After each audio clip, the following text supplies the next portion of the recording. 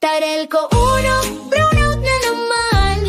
Laging surprise, parang raffle ng ulan. Tarel ko uno, kailan ba ayos yan? Kuryente parang ex, lagi na lang nawawala. Tapos babalik na may kasamang drama.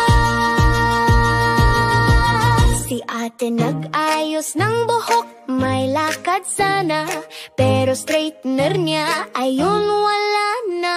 Si lola nanonood ng paborito niya, ngunit sa kalagitnaan ng eksena, blackout ang screen, ha?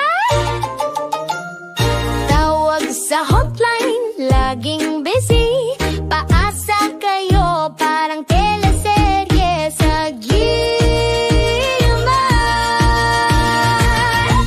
Nay! Tarel ko uno, brownout na naman.